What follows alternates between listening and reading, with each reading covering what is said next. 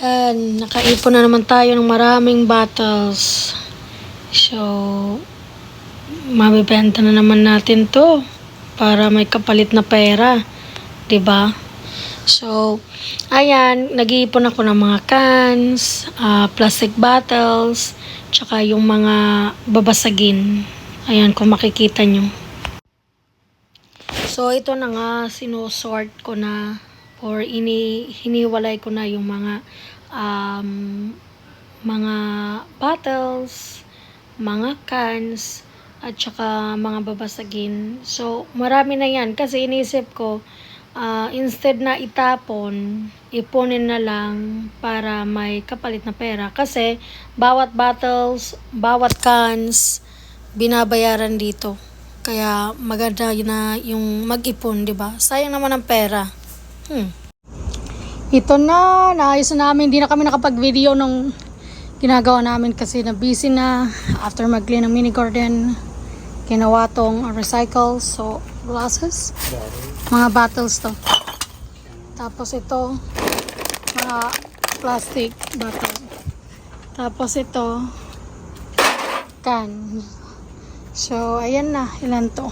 How many bags? So, one, the white one, and then how many black ones? 1, 2, 3, 4, 5, 6, 7.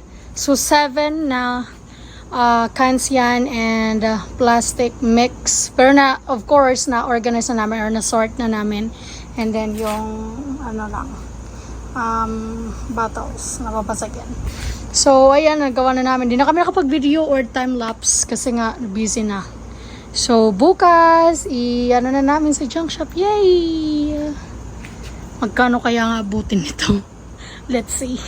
LC Recycling.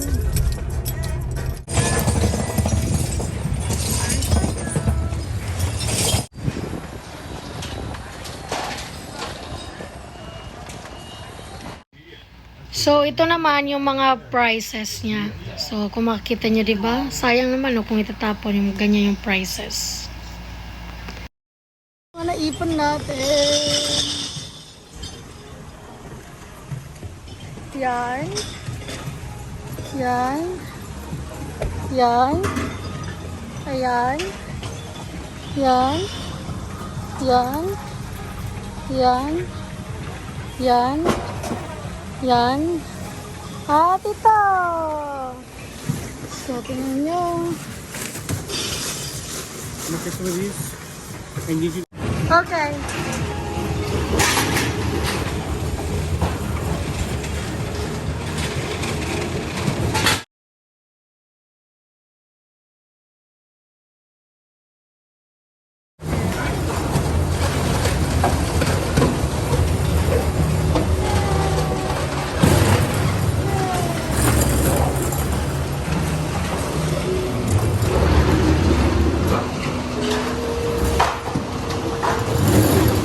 bottles.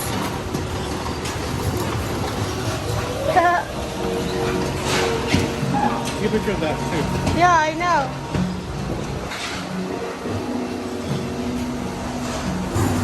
Ayan pala, tinatanggap siya.